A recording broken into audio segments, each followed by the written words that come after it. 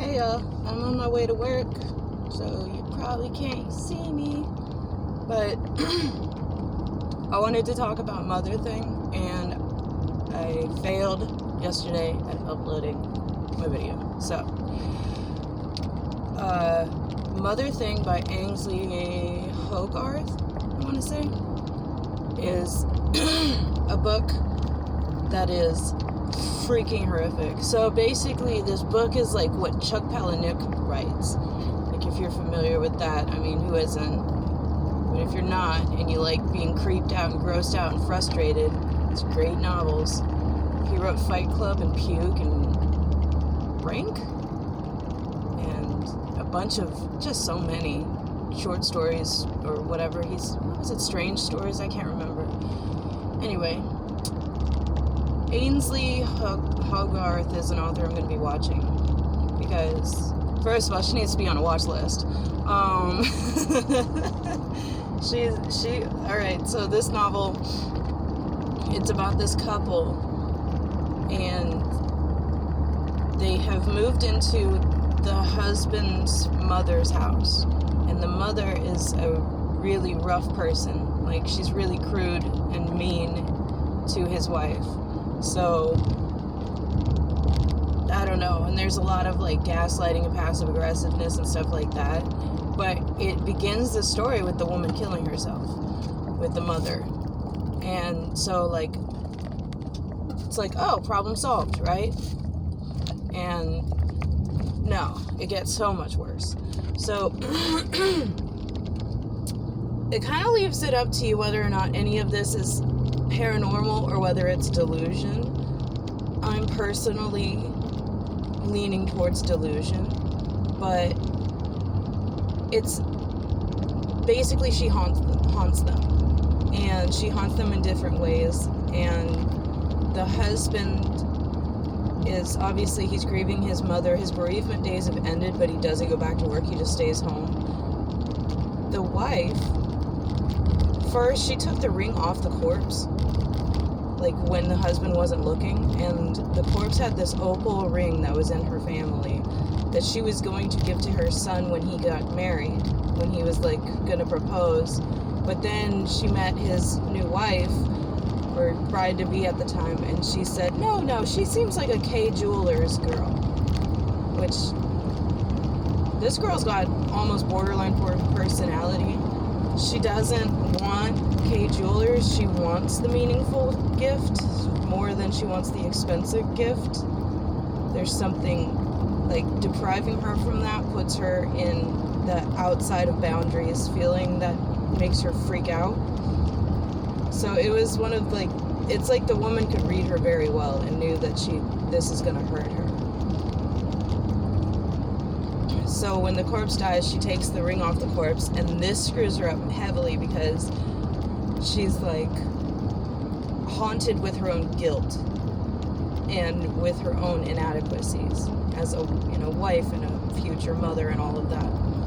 She's convincing herself, she's like, maybe if I tell him I'm pregnant, I know I'm not pregnant, but maybe if I tell him I'm pregnant, he'll stop mourning his mother and be happy about a baby. And then he'll give me a baby because he's happy about a baby, and he won't even know it, and everything will be fine. And a delayed baby is just as true as anything else. And then she ends up not doing that, but even the thought process makes you kind of mistrust her as a narrator. Sorry, I'm getting over like a cold. So the old woman gets cremated without her wedding ring because the daughter-in-law, Abby, had taken it out to an alley that divided their house from the next house and buried it under a bush. What the frick? And the bereavement time ends, she goes back to work. Everybody at work is kind to her and touching her, and that means a lot to her, the touching. And there's certain phrases, or the way that this author goes on these tangents, it seems disconnected from the story she's trying to tell. Like, she'll go on an anecdote about a stepfather of hers, and while she's going on that anecdote, she'll go down another path of like talking about women's color apparels, and it'll seem disconnected, and then you'll realize what she's trying to say. It's really screwed up.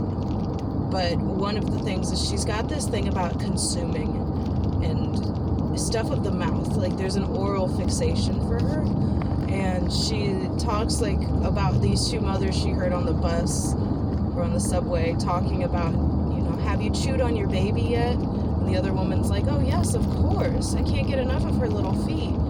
And then it's in this girl's head. She can't stop thinking about chewing on her baby's feet because she's convinced herself now she's pregnant.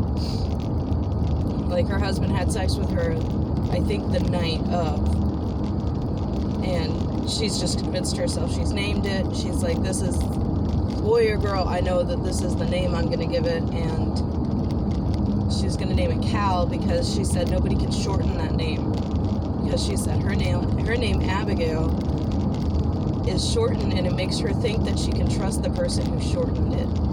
So, like, when she meets somebody and they call her Abby, she feels like she likes them. Like, she feels like it's her obligation to earn them liking her after they already like her, and it makes her put her guard down. And it says that, like, now she feels like she has to feed them, she has to nurture them, she has to give them her world because they called her Abby. And it's like a very unhealthy connection she makes with everyone. But I mean, anyway, so the other thing that she's focused on is human excrement. It comes up a lot. First, it comes up as a joking conversation between her and her husband, as there's a psychic that gives him a business card in the hospital when he finds out his mom died, and he describes her brown eyes, like she's got an opal eye and a brown eye or something like that, and she's got these eyes that they're like deep pools that you want to swim in, and he's being kind of silly and facetious, but then she's just like, well, like a warm spa, brown water, and then he's like, you're thinking of diarrhea, aren't you? And they go on this whole disgusting conversation about how to ethically source diarrhea for a spa, for a hot tub. It's freaking weird. But that kind of, that's like, she's got a neighbor, and she says she has a Pomeranian dog attached to her hip, like a colostomy bag. It's everywhere in this novel. Mouths and butts. It's weird. And then, let's see. There's some key phrases that she repeats throughout this story. One is, you can have both of us. You can have both. And it's, seems like an innocuous, innocent concept or whatever. And, one of the things that is brought up is the ghost is saying, like, you can have us both. You can have my son and me both. You don't have to get rid of me. And I'm not going to kill him, because, like, he's going into a severe mental decline, and it's clear that the mother ghost is becoming kind of more of a demon than a ghost. And the ghost is trying to say, like, no, you can have us both. And it's a mantra that gets repeated. And then later on in the story, you find out that from her childhood, she was raised by somebody who she says is borderline personality disorder. And as a result of that, she had a chaotic love life. And when the men would threaten to leave or go to leave the mother and daughter, the mother would tell them, you can have us both, as like a last-ditch effort to try to get them to stay. And that, whether or not that ever happened, I don't think the mother ever actually followed through on that, but the daughter internalized that pretty strongly, and it became something that she just felt like she was a worthless creature for that. Anyway,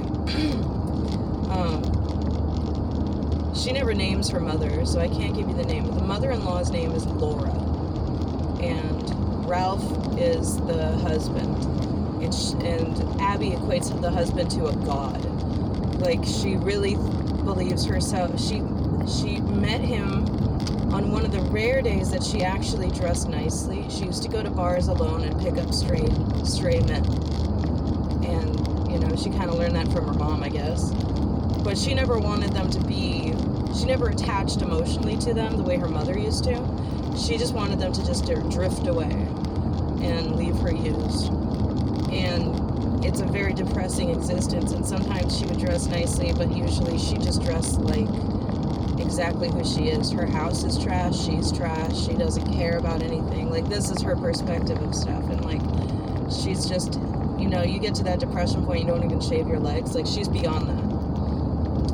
And so this one night she dresses nicely, and Ralph comes up and they're talking, and he's there with his friends, but he's talking to her, and it seems like nothing she says can shock or make him uncomfortable. Like, she'll be pretty blatantly honest with him about not having friends, not being accepted by society, not like having a partner or anything, not having a reason to dress nice. She just dressed nice to dress nice, and it was a nice change, but that was it. This is her daily habit.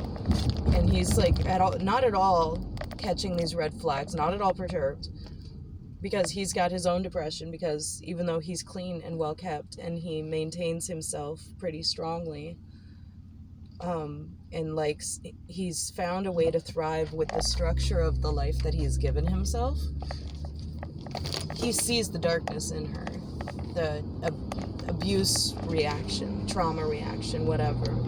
So he relates to her.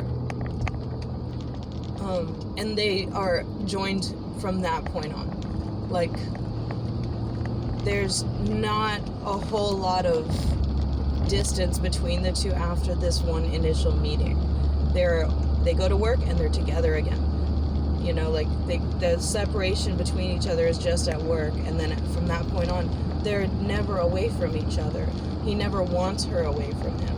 It's a very concerning thing when you can't stand to break off from the person, when you don't have your own individual lives and identities. It's clear that they created this incredibly codependent and toxic connection to each other, but to her it's not.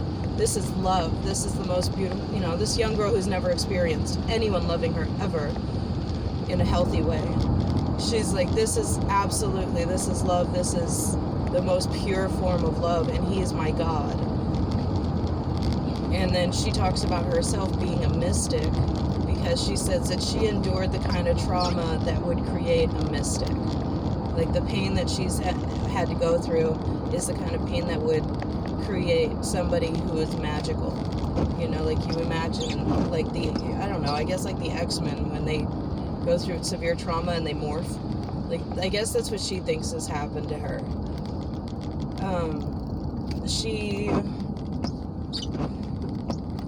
Things pop off pretty badly at the home. He is not eating anything. He's not touching her. He's talking to this ghost in the basement. I hate that my windshield wipers are so freaking dramatic. If I'm moving, they're going crazy fast. Even if I've got it at the lowest setting. That is like... Anyway. Right. He tried to cut his hand to give blood to his mother, but that was a misunderstanding between him and his mother, because her communication efforts are not clear, because she's kind of transmitting through a radio almost, like the way that she'll stand right in front of him and like have these conversations with him, and it'll be like a CV radio that's kind of drifting in and out of. Anyway, he hit his head. He fell down the stairs and hit his head. And this is the day after the funeral, or a couple days after. Excuse me, I'm like getting over a cold.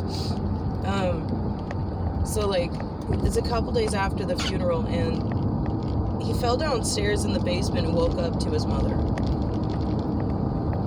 Traumatic brain injury. I mean, that's what it sounds like. It sounds like, I mean, he got knocked out cold. Anytime you're knocked out cold, that's brain injury.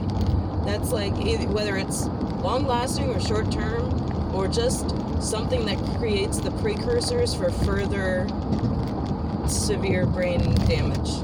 It's not good.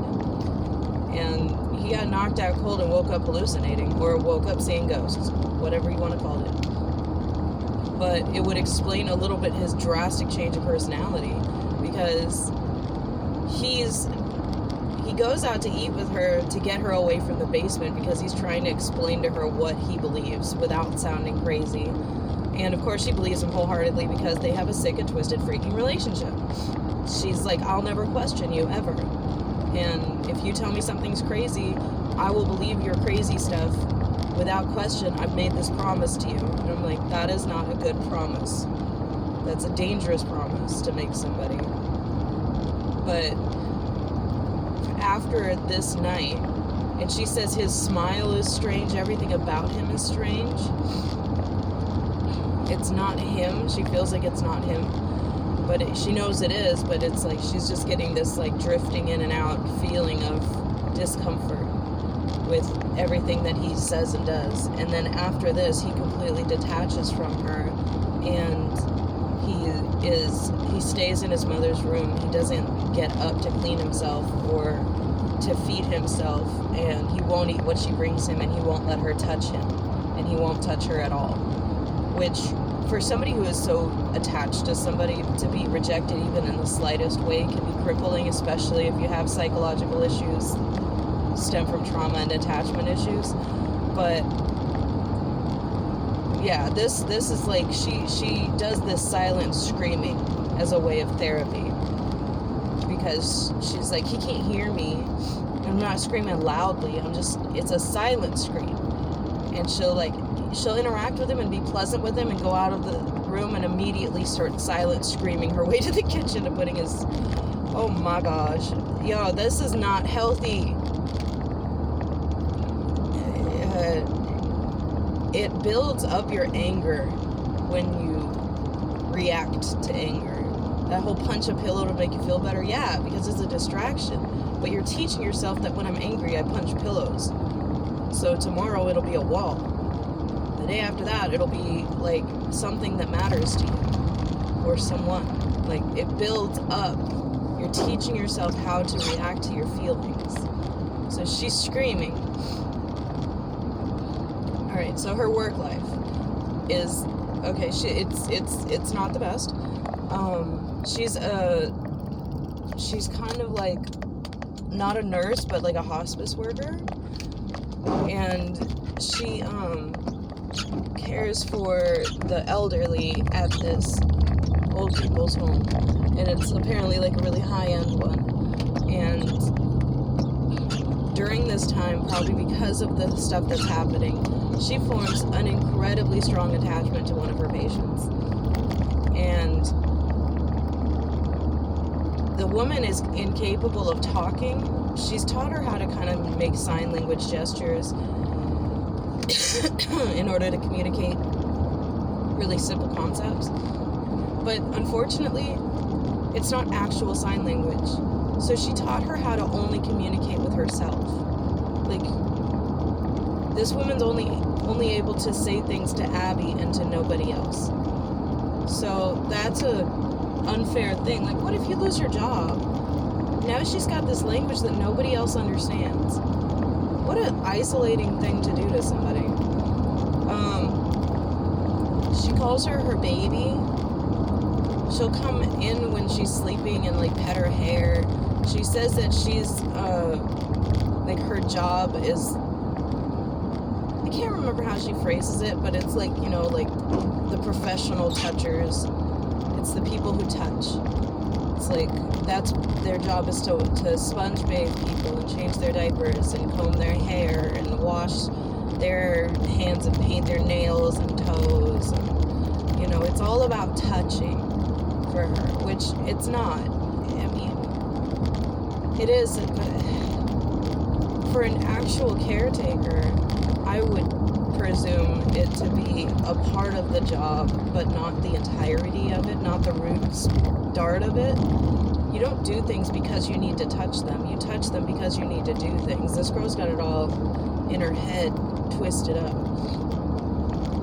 And anyway, so the patient's daughter doesn't come in to see her for like ever, for like a year.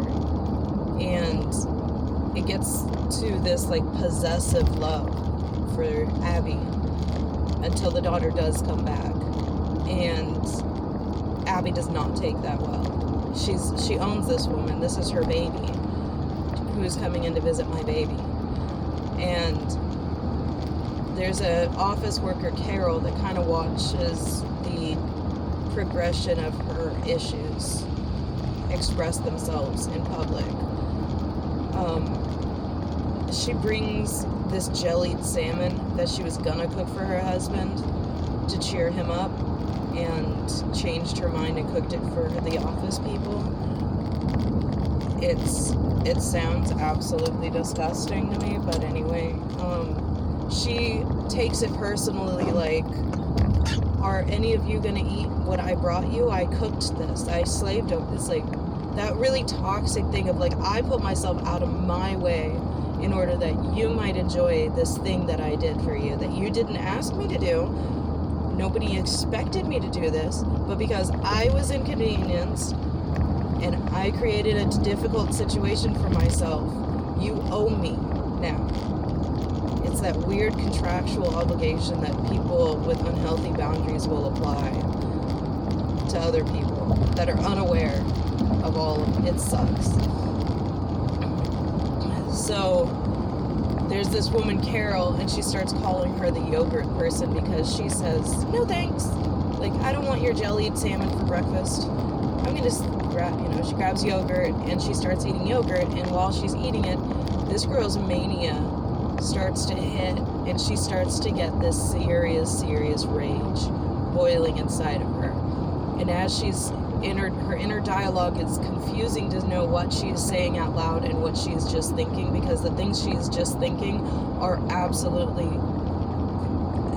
you'll get fired right today. You'll get sent to the psych ward for what you're thinking if you say any of that out loud. And so it's really anxiety inducing for the reader, because you can't tell whether she's going to get caught or not being freaking weird. So, at the end of it, she says out loud, Carol, are you eating that yogurt because you can't shit? Is that yogurt supposed to help you with that? And Carol bugs her eyes out and stares at her like, what did you just say to me? We were having a nice conversation. And then she backpedals so severely that Carol's actually like, oh my gosh, you don't have to apologize that much. It's fine. I get it. It's fine. It's fine. Calm down. And then she's like, yeah, no, those commercials do make it seem like it's just a laxative. It's funny. And then it becomes like an inside joke for them. And another example of how the woman can't stop thinking about people's shit. Okay. Now so Carol later, she catches her, she kind of saves her throughout the office. It's like Carol knows that she's going through a lot of screwed up stuff, and she can tell that she needs, I don't know, it's like what not to do when you think you have a school shooter or an office shooter situation. Don't do what Carol did, because Carol covered for her a lot and helps like kind of reel her back in and helped, I don't know, just pretended like she saw her side, because like the way this woman describes Carol, she doesn't seem to really appreciate Carol as a human being with feelings and a life. She doesn't seem to appreciate Carol as somebody who is going out of her way to help you.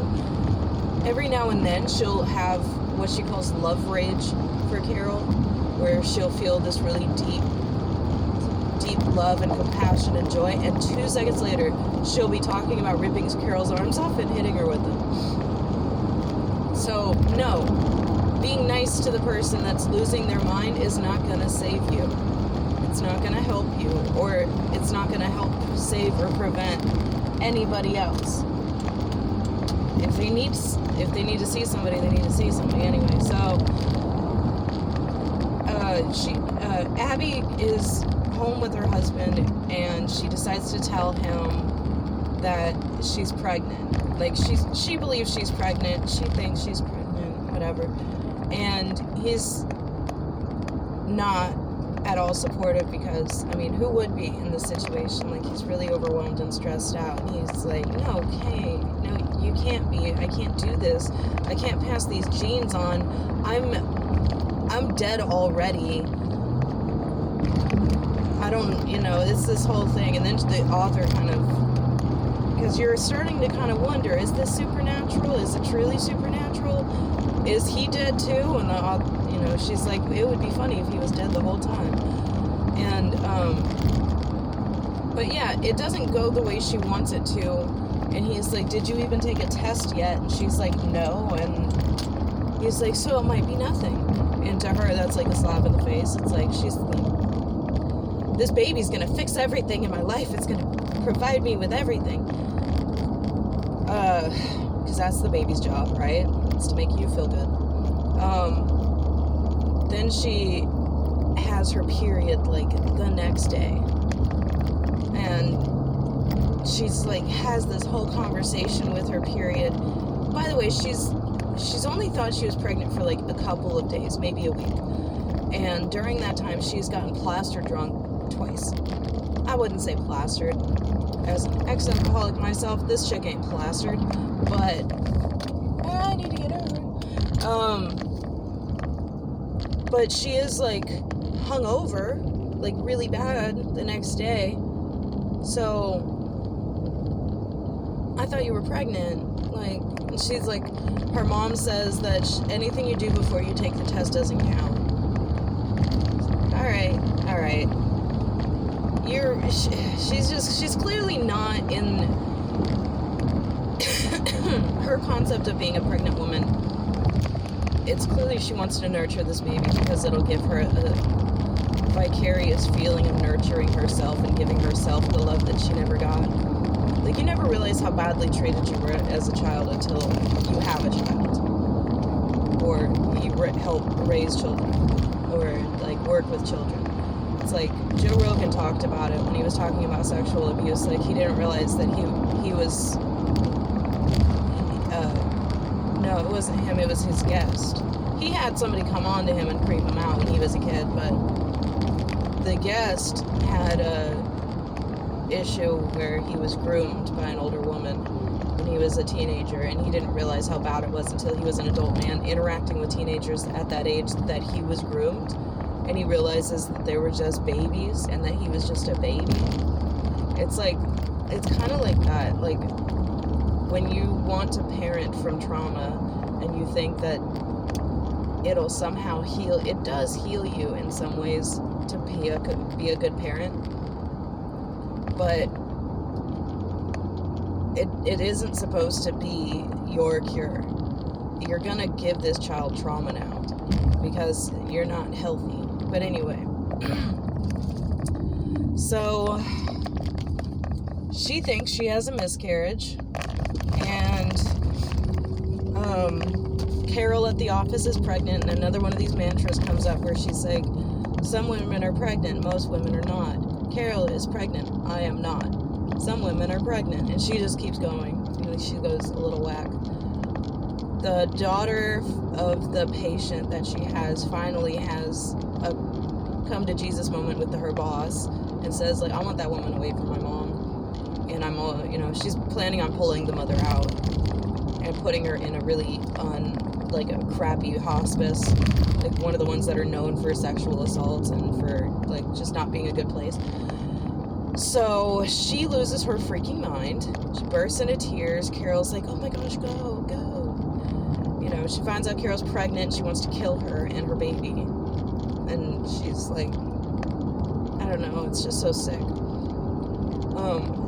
There have been a couple times where she's peering into her patient's daughter Janice's car, and she says it's because a dog is in it, but it's not because of that. It's because you have unhealthy boundaries, and you can't help but cross boundaries, and you want to see anything you can see about this person now. I mean, this is the origins of a stalker. It's curiosity with unhealthy boundaries, and this strong sense of entitlement that you somehow have earned the right to know something. So, by doing that, she knows where she lives, and she knows about the hospice that she's moving her mother to. Anyway, sorry. There's like, it looked like a train was driving straight towards me, and it was weird. So she goes to Janet. She goes to the psychic first, and the psychic tells her that she needs to feed her husband something so wholesome and perfect that only she'll know how to make for him. And they can't tell her what it is, but it's supposed to make him feel so nurtured and cared for and whole again that his mother-in-law that's become kind of a demon in their house will realize that he doesn't need to be protected by his mother anymore. He doesn't need to be nurtured by her. He's fine. She has nothing to do here. It's time for her to go. So she's like, okay, I'll make chicken a la king. And she goes and kills Janet, the daughter. She goes and kills because she's like, you're not going to take my baby from me. And then that's when everything about her mother is explained. Everything about her upbringing, like how awful her mother is. And, it all comes to a head there. And then, let's see. Yeah, so she premeditated this. Like, this is first degree. She brought a freaking cooler. It didn't say that she cleaned up the scene or anything, so I'm like, and she threw up all over the place. Like, she was having this really just messed up moment where, I don't know. So it's like, your DNA, I don't know how any of this stuff works, but I'm pretty sure doing that is a great way to get caught. She goes home, she makes the chicken a la king. She has this cookbook that taught her how to butcher animals, and the cookbook is brought up a lot. It's called Secrets of a Famous Chef, and it supposedly teaches her how to be a good mother as well. Oh shoot, I can't park here. And this company I work for, they got all the markings for no parking, but they don't have any of the lines to tell people not to cross, not to sit there and park like freaking British teeth. Anyway, sorry, that was mean. Okay, so she makes chicken a la king. Her husband eats it, and he starts to kind of come back to her.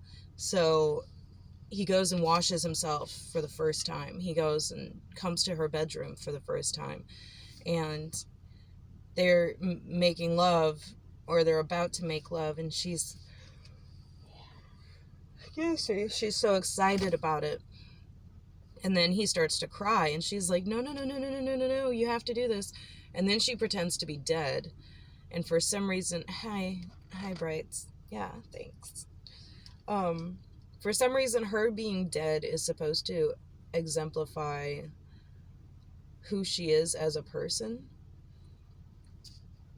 She is a void for him to pour his trauma, his pain, his anger into. He could punch her, he could screw her, he could do good, he could do bad, and it's all the same, so long as he's doing it to her. And it's, it's her trying to translate her pain into a superpower, which she's been doing. She's got a lot of grandiosity with this stuff. But, he does that. She smiles, and she's like, oh, I'm sure that this is my baby, that my baby's back. Hey, baby, you're back. And that's kind of where the book ends. Like, it ends later. Like, she gets up in the morning, and he's cooking, and she comes downstairs, and he's crying, and she's like, oh no, what happened? And then she's like, maybe I forgot to clean up some evidence around the house. He figured it out. He called the cops because he's good. Ralph's so good. He would do that. He would love me. He would be my husband even in prison. But because he's so good, he would also call the police, and he wouldn't be able to tolerate that. And there's a knock at the door, and she's having the panic. Okay. She did steal the mother's ring. She buried it under the bush, right? But later she was back there burning something. I can't remember. And she noticed that the spot she buried it was dug up. So she was like, oh my gosh. Because that was like one of the reasons she didn't believe that the ghost was real. Because she was like, if this lady came back, the first thing she would do is call me out for stealing her ring. So if this ghost is real, And she's talking to my husband, why hasn't he accused me of doing this? Because this meant a lot to him too. And it would have crushed him to know that she did this.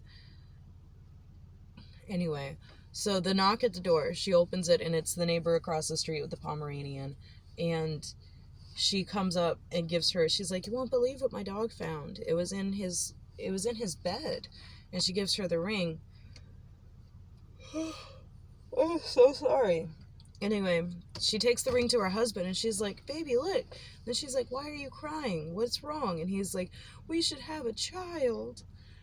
And then she puts her hand on her stomach and just smiles, and that's the end of the book. No. No. That was so bad. All right, this entire book, you know that scene in like every movie where it's like building intensity, somebody's going through someone's office to try to find the evidence or clues, and the office person is coming down the hall, and you know that there's like, they're getting closer and closer to their door, and the person's gotta go, you gotta go, and the guy opens the door, and then you're like, oh no, he's gonna catch him, and then you're gonna know how crazy you are, and then it opens the door to the empty room, and you cut to later the guy running away with the evidence. Like, nobody knows he got away with it. It's just the way that they edited the scene. That's what this whole freaking book is about. That's what this entire book is like. It is so overwhelmingly stressful. It's so good. Anyway, I gotta go to work.